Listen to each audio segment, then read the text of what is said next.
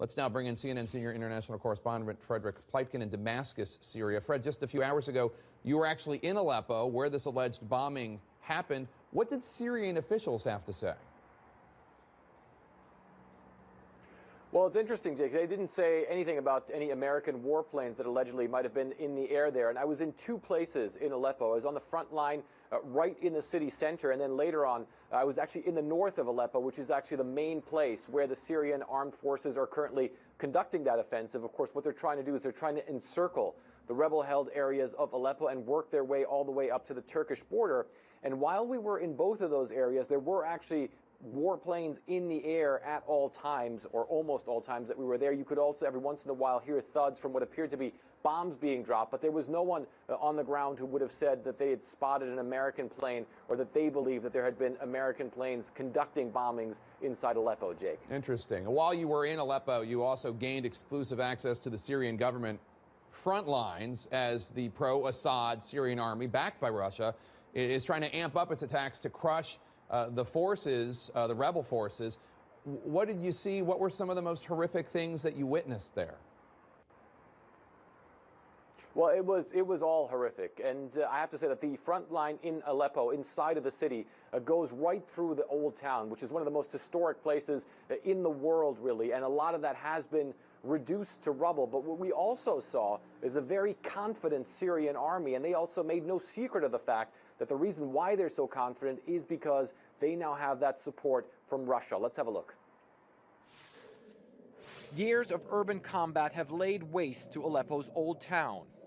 Syrian army snipers scan the terrain for possible movement on the other side.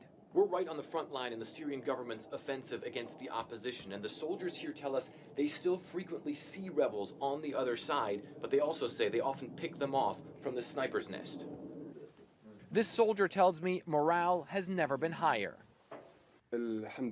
Thanks to God, everything here is under control, he says. Our fingers are on the triggers, ready to destroy the rebels. Bashar al-Assad's forces have made major gains in the Aleppo area in recent weeks, while the opposition rebels say they're simply being slaughtered. But for years, this battlefield was in a stalemate, the front line right around Aleppo's ancient citadel. As Syrian and Russian warplanes hover overhead, the commander knows who to thank for the newfound momentum. It's only a matter of months now till we win, he says. Thanks to the Russian support with their airstrikes flown from the Syrian airfield, we will defeat the rebels once and for all.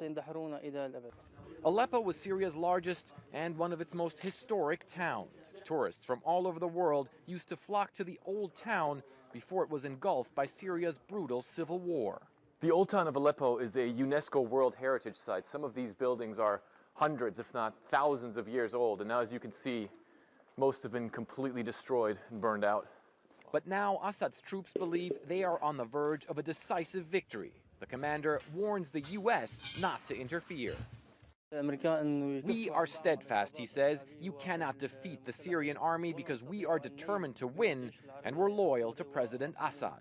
Amid this divided and destroyed city, Syrian government forces believe they're dealing a crushing blow to the opposition, one that could end this 5-year civil war that's destroyed so much more than just the landscape.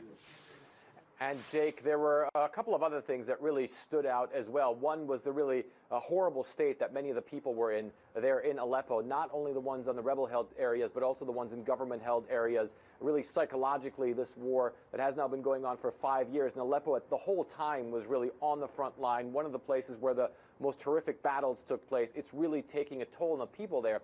And the other thing that really stood out to us as well was that this is a Syrian government offensive. There's a lot of Syrian army troops, but there is also a lot of influence by Hezbollah. There's a lot of pictures of the leader of Hezbollah, Hassan Nasrallah, that you see in many places, and Iran as well. Many people tell us that they are very grateful to the help that they've received, the government, pro-government people that they've received from Iran. Also, a lot of Iranian flags hanging near the front.